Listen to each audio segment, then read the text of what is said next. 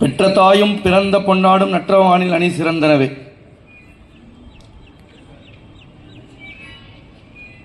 பயங்கரவாத எதிர்ப்பு நாள் திருச்சி மாநகரிலே 1999 ஆண்டு பிப்ரவரி 2ஆம் நாள்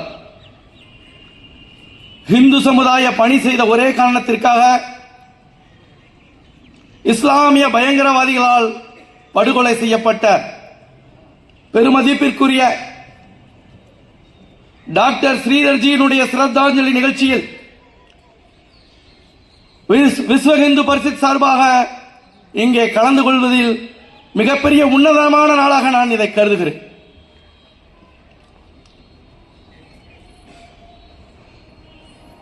இந்த தேசத்திலே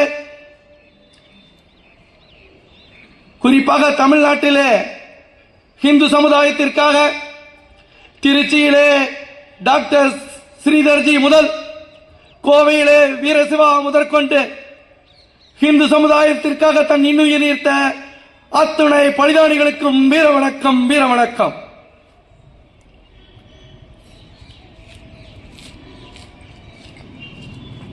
நம்ம ஒரு சாதாரண சுயம் சேவகர்கள் இலக்கல. இந்த திருச்சி மாநகரம் ஒரு உன்னதமான பாராளுமன்ற உறுப்பினரை இழந்திருக்கிறது. இந்த திருச்சி மாநகரம் ஒரு உன்னதமான சட்டமன்ற உறுப்பினரை இழந்திருக்கிறது. 1999 ஆண்டு இவர் பலிதானிக்கப்படவில்லை என்றால் இவர் செய்த சேவைக்கு இந்நேரம் இந்த திருச்சி மாநகரத்துடைய பாராளுமன்ற உறுப்பினராக இருந்திருப்பார். எந்த ஒரு தன்னலம் கருதாது இந்த மக்களுக்காக ஜாதி மதம் பார்க்காமல் தொடர்ச்சியாக சேவை செய்து வந்து கொண்டிருந்திருக்கிறார். நான் இங்க வந்தப்ப சொன்னாங்க, இந்த இடத்துல தான் அவர் பலிதானப்பட்டாரு. இங்க இஸ்லாமியர்களுக்கு அதிகமா அவர் சேவை செஞ்சிருக்கார். திருச்சியிலே ரத்த தானம் என்ற இளைஞர்கள் மத்தியில் ஒரு மிகப்பெரிய விழிப்புணர்வை ஏற்படுத்தியவர் ஸ்ரீதர்ஜி. இன்னைக்கு காலையில எனக்கு என்னுடைய மாநில பொறுப்பாளர் குறுந்தகவல் அனுப்பினாரு. அதை பார்த்து எனக்கே ஆச்சரியம்.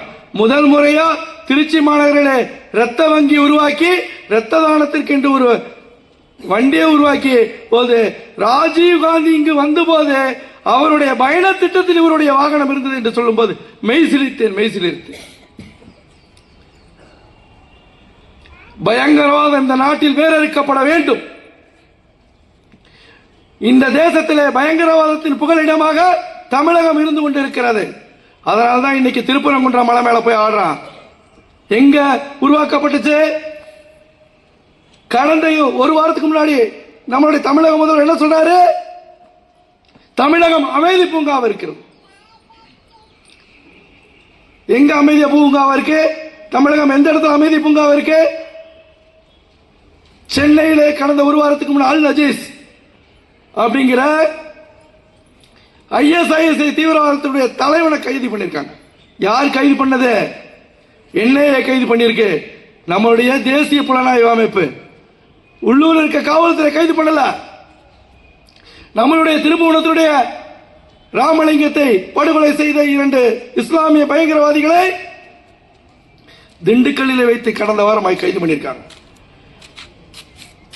அப்ப பயங்கரவாதிகளுடைய புகலிடமாக தமிழகம் இருக்கிறது ஊர்ஜிதப்படுத்தப்பட்டுள்ளது.